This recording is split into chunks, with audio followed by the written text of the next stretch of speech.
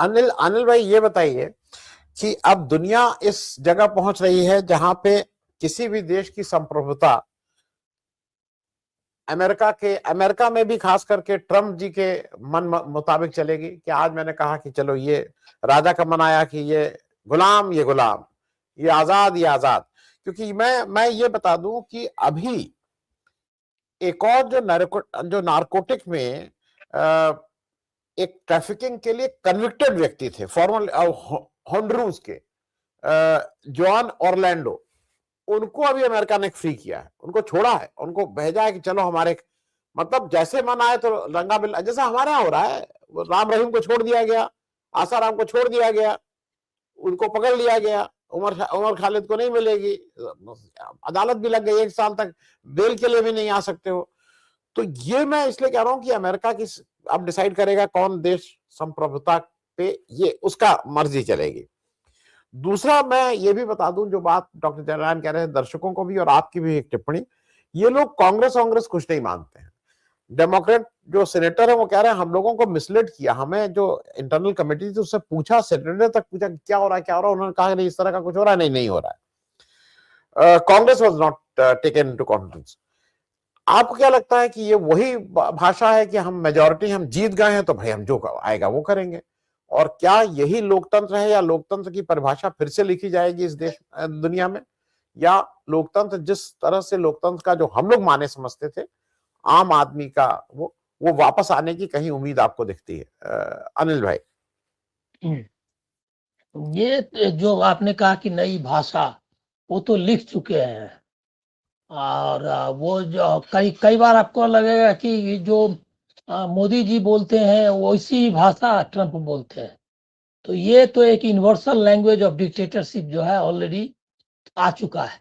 इसके बरक्स जो है, जो लैंग्वेज ऑफ डेमोक्रेसी और सिविल, मतलब सिविलिटी, ह्यूमैनिटी, ये सारे जो है वो उसकी स्क्रिप्ट थोड़ी लचर हो गई है।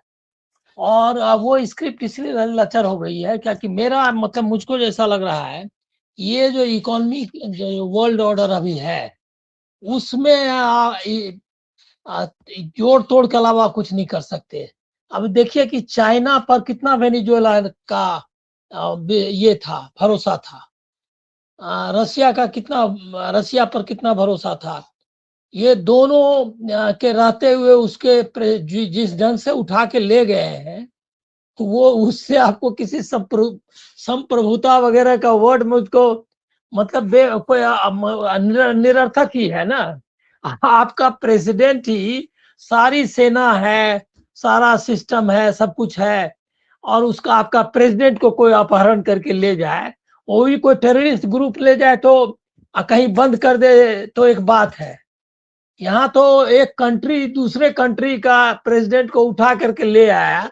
अब आपको लग रहा है ये जो नया इंपीरियलिज्म है, इसमें डेमोक्रेसी वगैरह और जो इसको सपोर्ट कर रहा है एक तरह से अमेरिकन जो रेसिस्ट क्लास है वहां का, उसने किया है। उसने डेमोक्रेसी तो देख रहा है, अपने हाथ से जाता हुआ देख रहा है। कांग्रेस से बिना पूछे हुए उन्होंने ये एक्ट किया।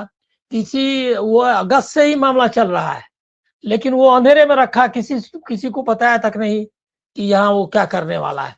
लेकिन उसको मालूम था वेनेजुएलन प्रेसिडेंट को कि ये जो है करने वाले हैं। और उसने 2-3 दिन पहले ही एक तरह से रोड शो ही समझिए, वो घूम करके उसने कहा कि क्या क्या हो सकता है और अमेरिका क्या चाहता है, उसने ऑफर किया। ये भी देखिए कितना झूठा है मीडिया, कितना इंटरनेशनल मीडिया, ये तो पूरा कोलैबोरेशन है। इसको आप इस तरह से आसानी से समझना बहुत मुश्किल है।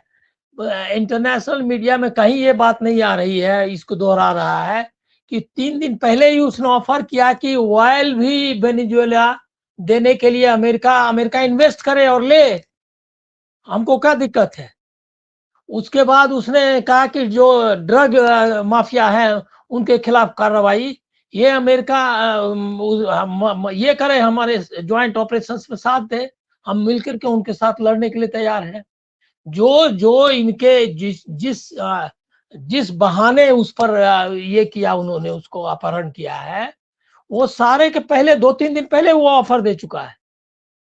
और उसने और साथ में ये भी उसने ये मतलब चुनौती भी दी कि भाई ये कि आप किस अमेरिका इस तरह से क्यों बिहेव कर रहा है, ये पूरे दुनिया में दबंगई कर रहा है, उस पर भी कहा। लेकिन उसने वेनेजुएला की जो पोजीशन है वो भी क्लियर की कि वो ना तेल के बारे में भी कोऑपरेशन करने के लिए तैयार है, और ड्रग में। अब ड्रग वाला मामला आप देख लीजिए, पहले ही 2000 या किसी समय में अमेरिका ने जो ज्वाइंट ऑपरेशंस थे वेनेजुएला के साथ, उसको उससे अपने को बाहर कर लिया और छोड़ दिया, और कोलंबिया के साथ जुड़ गया उनके खिलाफ, ड्रग कार्टेल के खिलाफ ऑपरेशंस के मामले में।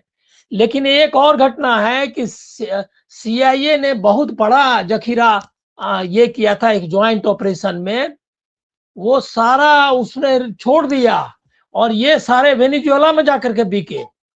ये भी है, वो बहुत कॉम्प्लेक्स, मतलब ड्रग वाले मामले में किस तरह से हो रहा है। और सीआईए ने कहा कि कई बार करना पड़ता है ये सब आपको, चूंकि हमको उनके बीच में ड्रग लॉर्ड्स के बीच में अपना जगह बनानी थी, इसीलिए हमने अलाउ किया। तो ये ड्रग वाला ऐसा ही, और ये बात उठाई उसने वेनेजुएला के प्रेसिडेंट ने कि जैसा इराक में कहा कि ये न्यूक्लियर कर रहे हैं, ये बायोलॉजिकल ये वेपन्स बना रहे हैं, ये सारे आरोप जो लगाए और लगा करके इराक पर सारे झूठे निकले, उसी तरह से निरर्थक और बेसलेस आरोप हम पे लगा रहा है। वो ये भी बात कह चुका है। तो एक तो है क्या कि डेमोक्रेसी के बारे में हम लोग अगर बात करें तो हम लोग पहले अपने अंदर झांक लें, क्योंकि अगर अमेरिका की डेमोक्रेसी के बारे में हम, आप जैसा आपने कहा कि अमेरिका दादागिरी कर रहा है, अमेरिकन प्रेसिडेंट डेमोक्रेटिक बिहेवियर नहीं है, तो आप क्या एक भारतीय के रूप में आपको ये आरोप लगाने का हक है क्या? आज ही जो सुप्रीम कोर्ट में जिस तरह का जजमेंट आया है और जो इंडिया में चल रहा है, आपका प्राइम मिनिस्टर सोमनाथ पर 1000 साल पुराना आत्मगौरव की स्वाभिमान की बात कर रहा है, और अभी जो स्वाभिमान खोया है देश, इसके बारे में बात नहीं कर रहा है। क्यों कर रहा है? हमारे आरएसएस चीफ लगातार हिंदू हिंदू एकता की बात करने लगे हैं। ये आपको क्या इंडिकेट नहीं कर रहा है कि हम, और जो जिस तरह से जो भी मामले हैं, जहां भी अल्पसंख्यक के अत्याचार का मामला है या औरतों पर, उसमें जो हमारा रवैया है कोर्ट का, हमारा सब कुछ का, वो क्या है? पूरा उत्तराखंड उबल रहा है अंकिता भंडारी के मामले को लेकर के, तो क्या उसमें न्याय करने के लिए तैयार है हमारा कंट्री?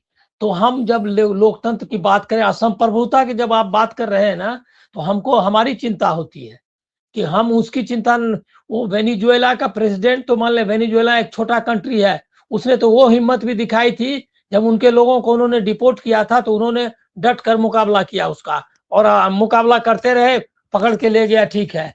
हमारी तो स्थिति ये है कि हम बिना मुकाबला किए हुए शहीद हो रहे हैं, जो अभी शहीद वर्ड तो गलत है, लेकिन हम बिना उसी के हताहत हो रहे हैं, मारे जा रहे हैं बिना लड़े हुए। ये जो आपकी संप्रभुता है, उसका क्या करेंगे? वो जो जयनारायण जी कह रहे थे कि क्या हमारा आप क्या स्टैंड क्या ले रहे हैं? आप वो जो लैंग्वेज देखिए, नाम जो है ऐसा ही अन्य इसके मामले में हुआ था, वो गाजा के मामले में, कि वो नाम ही नहीं लिया, वो ऐसा स्टेटमेंट दिया जिसमें कि इजराइल ने एग्रेशन किया है, वो ऐसा लग ही नहीं रहा था। और उसके बाद ऐसा गगाल मेल की शांति होनी चाहिए। अरे ये तो कोई भी किसी सन्यासी को भी कहिएगा तो ऐसे प्रवचन आपको दे देगा, वो बिना किसी फोकट, मतलब दक्षिणा दिए बगैर वो ये बात आपको लंबे बता देगा, 10-15 श्लोक भी सुना देगा कि भाई शांति होनी चाहिए, करुणा होनी चाहिए, हमको प्रेम से रहना चाहिए, और जो है वो जो भी है करेगा, उसी टाइप का स्टेटमेंट है। इस तरह का इस तरह के जो स्टेटमेंट है जो ये में जिसमें डिप्लोमेसी क्या, हमको तो लग रहा है कि आप क्या है कुछ उसका क्या अर्थ निकालेगा आप। और उसमें कह रहा है कि समाज अब क्या कहते हैं वहां की जनता के कल्याण की चिंता है इनको।